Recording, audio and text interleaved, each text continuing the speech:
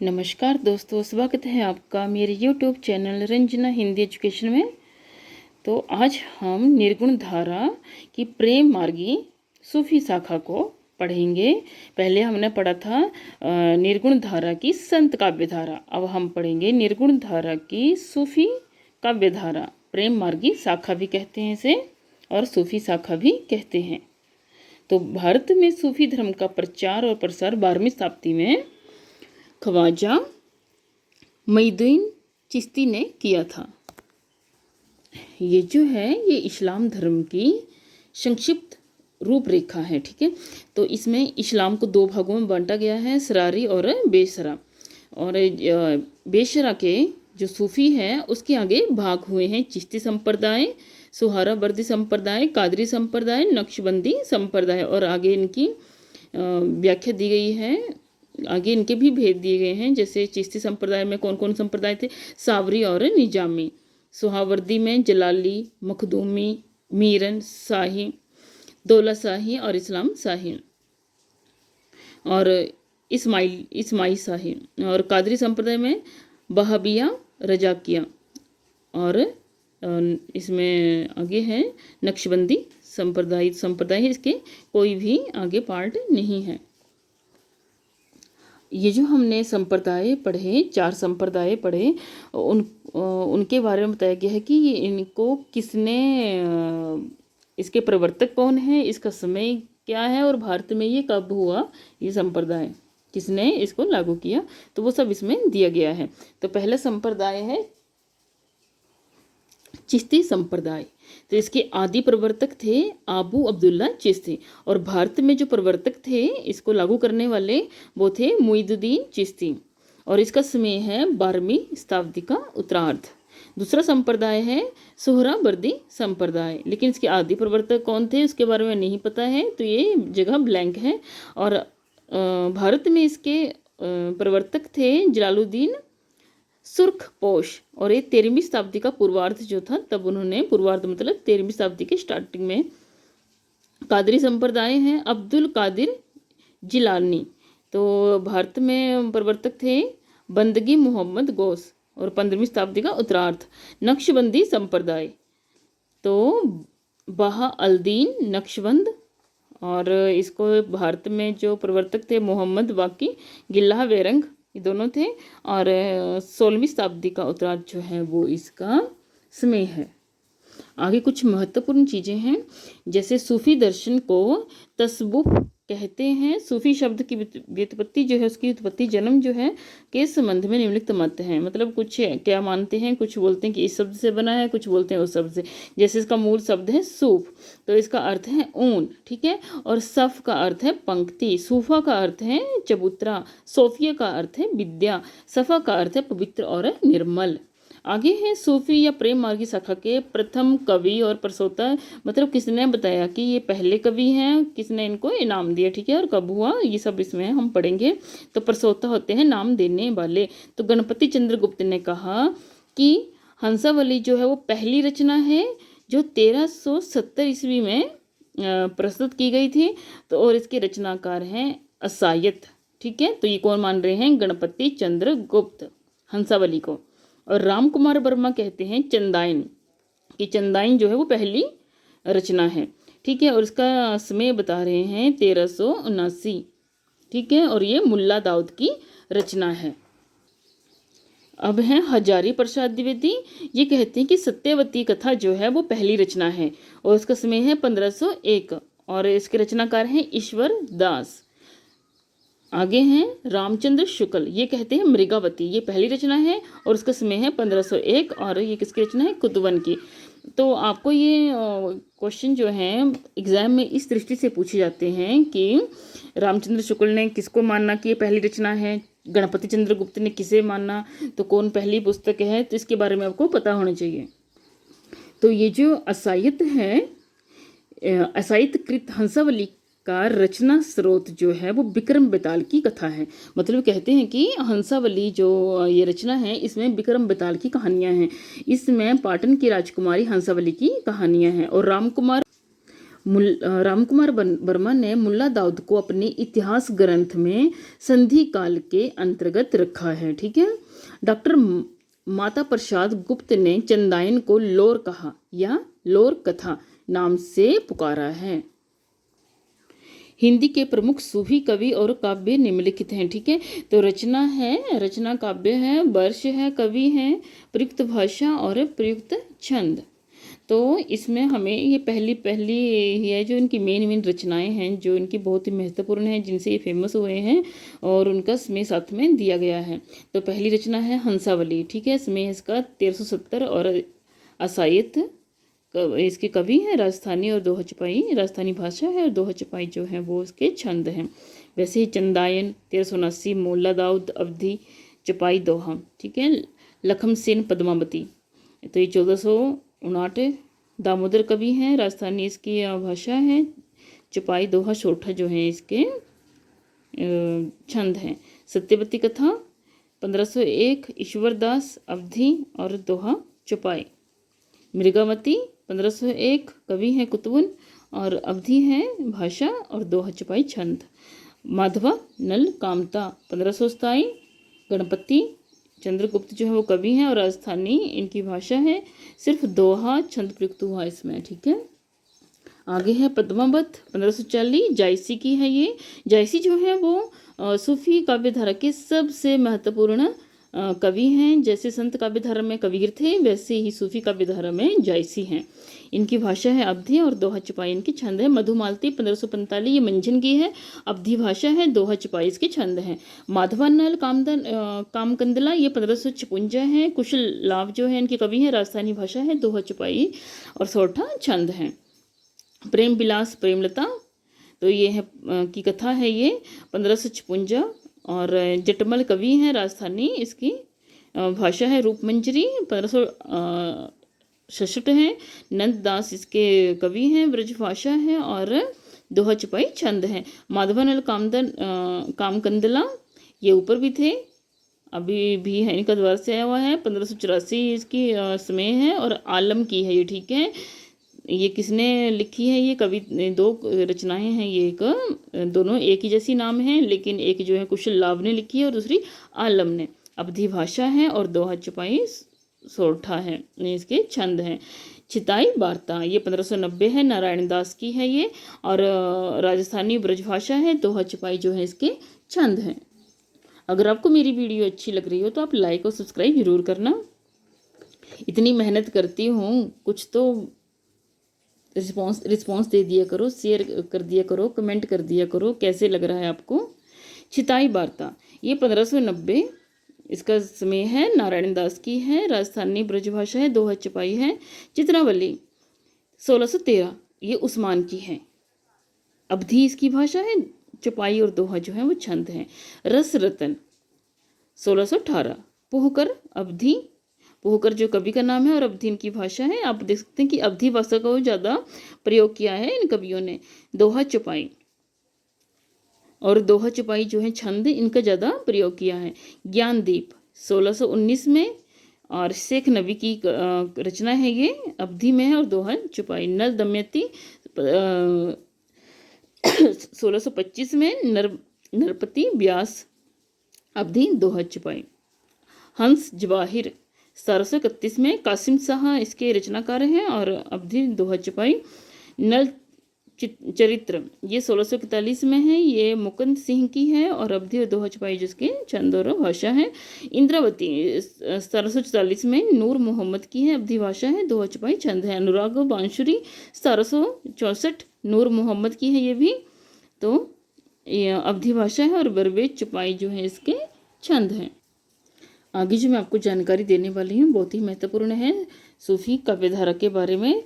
सहस्त्री शताब्दी के मध्य संख्या की दृष्टि से सर्वाधिक प्रेमाख्यानकों की रचना जान कवि ने की है। ठीक है। जो प्रेम से रिलेटेड जो भी रचनाएं थी वो सबसे ज़्यादा किसने की हैं? जान कवि ने की हैं। ठीक है। और इनके रचना काल जो था वो 1612 से लेकर 1664 ईस्वी तक माना जाता है। जान कवि ने 78 ग्रंथों की रचना की थी, जिसमें 29 ग्रंथ जो थे उनके प्रेम ख्यानक हैं। इनमें से प्रमुख हैं जैसे कथा रत्नावली, कथा कनक कनकावती, कथा मोहिनी, कथा कमलावती, कथा नल दमयंती, कथा कलावंती, कथा रूपमंजरी, कथा पिंजरंशा, साहिजत देव देवा देवलदे, कथा कलंदर, कथा लैले मजनू। ठीक है, तो ये इनकी जो हैं वो बहुत ही महत्वपूर्ण रचनाएं हैं और ये सभी जो हैं प्रेम ख्यानकों के ऊपर हैं। और इनमें आप देख सकते हैं कि सभी के साथ स्टार्टिंग में कथा लगा हुआ है। ठीक है, जान कवि जो थे वो प्रथम हिंदी कवि हैं जिन्होंने फारसी के लैला मजनू आख्यान को लेकर लै मजनू काव्य की रचना की है। जान कवि की भाषा जो है राजस्थानी प्रभावित ब्रज भाषा है। दामोदर कवि ने अपनी रचना लखन सेन पद्मावती कथा को वीर कथा कहा है। ठीक है, दामोदर कवि की ये रचना है लखन सेन पद्मावती कथा, इसको वीर कथा कहा है। आचार्य रामचंद्र शुक्ल ने ईश्वर दासकृत सत्यवती को भक्ति काल के किसी धारा में स्थान नहीं दिया है। आचार्य रामचंद्र शुक्ल ने ईश्वर दासकृत, ठीक है, सत्यवती कथा जो ईश्वर दास ने लिखी है, वो बोलते हैं कि भक्ति काल में इसकी कहीं भी स्थान नहीं है। ये जो आचार्य रामचंद्र शुक्ल थे ये बहुत ही आलोचनात्मक कवि हैं। ठीक है, इन्होंने बहुत सारे सभी की मैक्सिमम सभी की इन्होंने आलोचना की है। मृगावती के रचयिता जो हैं कुतुब ने हमने पीछे पढ़ा, चिश्ती वंश के शेख बुरहान के शिष्य थे और जौनपुर के बादशाह हुसैन शाह के आश्रित कवि थे। मृगावती में चंद्रनगर के गणपति देव के राजकुमार और कंचनपुर की रानी रूप मुरारी की कन्या मृगावती की प्रेम कथा का वर्णन है। किसमें? मृगावती में। ठीक है, और मंझनकृत मधुमालती हिंदी का प्रथम प्रेमाख्यानक काव्य है जिसमें बहुपत्नीवाद का सर्वदा अभाव है। मतलब एक ही पत्नी है, एक ही के साथ प्रेम संबंध है और बहुत सारी पत्नियों का इसमें अभाव है। ये किसकी है? मंझन की है, मधुमालती। तो मधुमालती में जो है नायक मनोहर और महारस नगर की राजकुमारी मधुमालती की प्रेम कथा के अनंतर प्रेमा और ताराचंद की भी प्रेम कथा का समानांतर रूप से चलती है। तो ठीक है, आपको पेपर में ये भी पूछ सकते हैं कि किस रचना के कौन से नायक और नायिका हैं। तो इसमें ताराचंद की प्रेम कथा और प्रेमा की प्रेम कथा जो भी साथ साथ में चलती है इस मधुमालती में।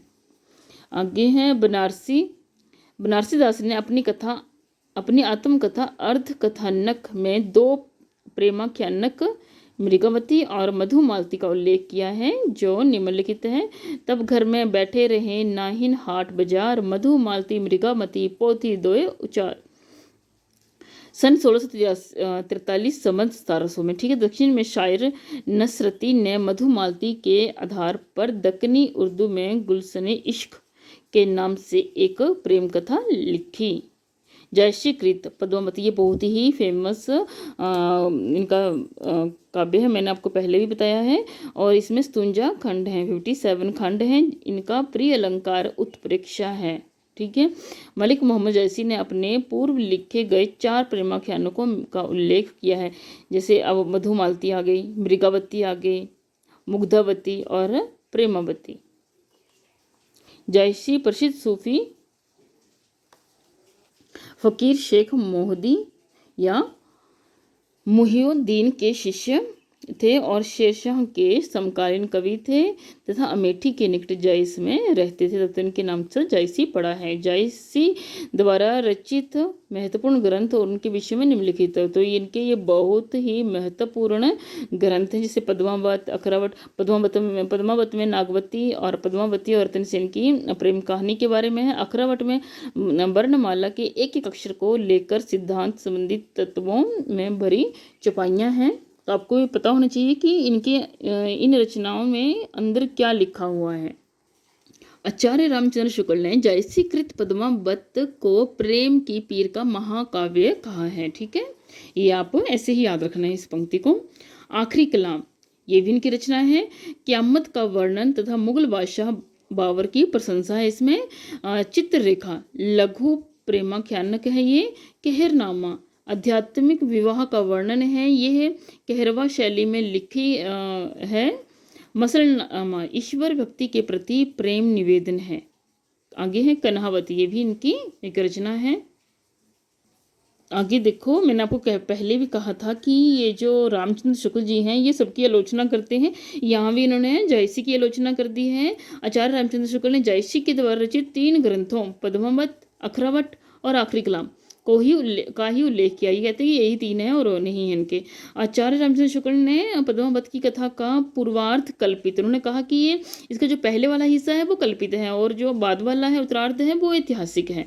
आचार्य रामचंद्र शुक्ल ने लिखा है, कबीर ने केवल भिन्न प्रतीत होती हुई परोक्ष सत्ता की एकता का आभास था। मतलब कबीर के जो काव्य थे उनमें सिर्फ अलग अलग तरह की प्रतीत होती हुई परोक्ष सत्ता, मतलब सामने ना दिख रही हो पीछे से हो, उस सत्ता की एकता का आभास था। प्रत्यक्ष जीवन की एकता का दृश्य सामने रखने की आवश्यकता बनी थी, यह जायसी द्वारा पूरी हो गई। मतलब जो परोक्ष था उसको प्रत्यक्ष करने की जो बात थी वो उसको जायसी ने पूरा कर दिया, मतलब परोक्ष को प्रत्यक्ष कर दिया किसने, जायसी ने। और आगे जो मैं आपको बताने जा रही हूँ ये बहुत बार इसमें से क्वेश्चन पेपर में क्वेश्चन पुट किए जाते हैं।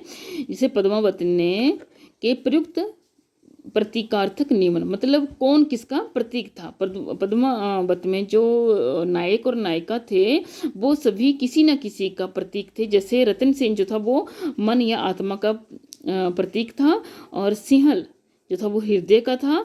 पद्मावती जो थी वो श्रद्धा और सात्विक बुद्धि परमात्मा का प्रतीक थी। सुबह या हीरा मन तोतर था इस कहानी में, वो गुरु था क्योंकि वो ज्ञान ही देता था, वो अच्छी सीख ही देता था। नागमती वो दुनिया का धंधा, ये सांसारिक बुद्धि थी। और राघव चेतन ये शैतान था। अलाउद्दीन ये माया थी। ठीक है, आपको ये पता नहीं चाहिए कौन किसका प्रतीक था इस महाकाव्य में। तो पद्मावत का नागमती वियोग खंड जो था वो हिंदी साहित्य की अनुपम निधि है। ये 30वां खंड था। नागमती वियोग खंड जो था वो 30 नंबर पर था। इसके मैंने कितने 57 खंड बताए थे, तो 30वां खंड जो था वो नागमती वियोग खंड था। ठीक है, और प्रेम खयानक काव्य में 5 चौपाइयों के बाद एक चौपाई देने की परंपरा निम्नांकित कृतियों में पाई गई है। मतलब 5 चौपाई आएगी और उसके बाद एक दोहा आएगा। चौपाइयाँ मतलब लाइनें, 5 लाइनों के बाद एक दोहा आएगा। तो किस किस रचना में था ये, मृगावती, मधुमालती, इंद्रावती और सत्यवती कथा में। इनमें ये चंदायन था और आलमकृत मधवानल कामदानल में, यहाँ इनमें 5 लाइनों के बाद एक दोहा था। प्रेमाख्यान काव्य में 7 चौपाइयों के बाद दोहा देने की परंपरा निम्नलिखित कृतियों में। अगर ये जो प्रेमाख्यानक जो काव्य थे तो 5 लाइनों पंक्तियों के बाद एक दोहा था। अब कुछ ऐसी रचनाएं भी हैं जिनमें 7 चौपाइयों के बाद एक दोहा था।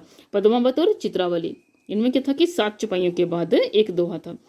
सूफी कवि उस्मान चिश्ती वंश परंपरा में हाजी बाबा के शिष्य थे और बादशाह जहांगीर के समकालीन थे। उस्मान कृत चित्रावली में नेपाल की राजकुमार सुजान और रूपनगर की राजकुमारी चित्रावली की प्रेम कथा का वर्णन है। चित्रावली में अंग्रेजों के द्वीप का भी वर्णन किया गया है। नूर मोहम्मद दिल्ली के बादशाह मोहम्मद शाह के समकालीन थे। नूर मोहम्मद ने फारसी भाषा में रोज तुल हायक नायक नामक ग्रंथ की रचना की। वीडियो कुछ ज़्यादा ही लंबी हो गई है तो अब मैं इसको शॉर्ट में जल्दी ख़त्म करती हूँ। तो आगे हैं महत्वपूर्ण प्रेमाख्यानक काव्य में उसके नायक और नायिका नियमन है। मतलब ये आपको काव्य दिए हैं, इनके साथ में नायक और नायिका साथ में दिए गए हैं। आप इनको स्क्रीनशॉट ले सकते हैं, मैं अब इनको पढ़कर नहीं बताऊंगी। आगे हैं महत्वपूर्ण कवियों की पंक्तियां हैं। अगर आपको इनकी जानकारी चाहिए तो आप स्क्रीनशॉट ले सकते हैं। ये वीडियो को पॉज करके आप इनको राइट डाउन कर सकते हैं।